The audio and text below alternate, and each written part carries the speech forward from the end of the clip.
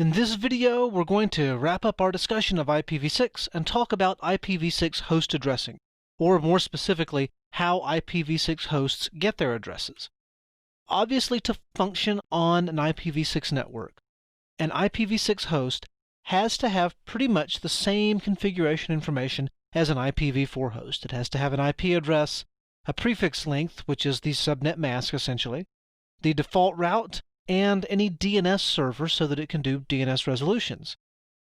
IP address and DNS servers can be local or global unicast addresses. However, the default route is usually a link local address, since obviously the default route has to be on the same subnet. And as we've seen, every IPv6 host has both a global unicast and a link local address for just this reason. Now, that's not to say your default route can't be a local or global unicast address. It's just that in most cases, why use the unicast address when you can just use the link local address? You know it's going to get there, and it's generally shorter because all you have to worry about is FE80::, and the interface ID. Most modern IPv6 networks use the Neighbor Discovery Protocol, or NDP, to configure the IP settings on IPv6 hosts. You can use stateful DHCP on IP version 6, DHCP version 6, to configure all of these settings as well. However, you can also rely on stateless address auto-configuration to configure the IPv6 address, and then use stateless DHCP v6 to provide just the DNS addresses. Really, the only difference between stateful and stateless DHCP on IPv6 is that stateful DHCP provides all of the pieces of information you see at the top of the slide, the IP address, prefix length, so on and so forth.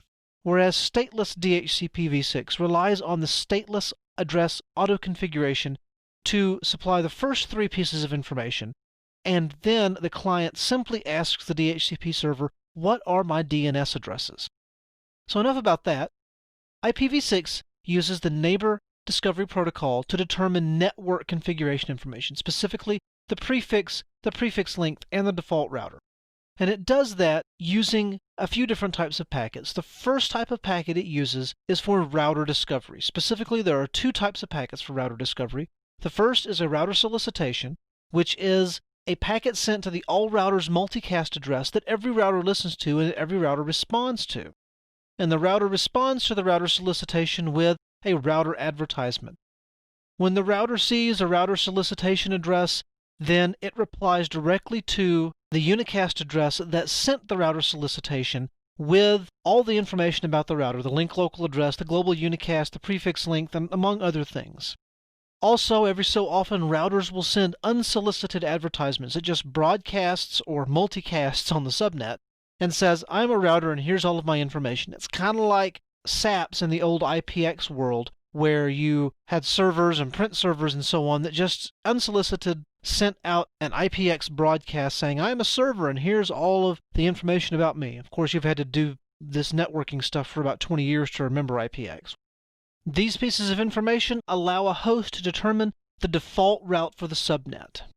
Again, most subnets will only have a single router on them that responds to router solicitations, and that is how you define which host is the default gateway.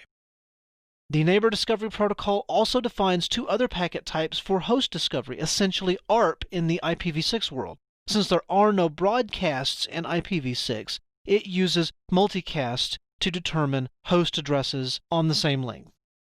The first is the neighbor solicitation. Basically, this is where a host asks for the MAC address for a given IPv6 address, and you can probably guess what the other packet type is. It's the neighbor advertisement. That's the response to the neighbor solicitation saying, hey, you asked for this MAC address for this IPv6 address, well, here it is. We'll pick up with our discussion of IPv6 host addressing in the next video.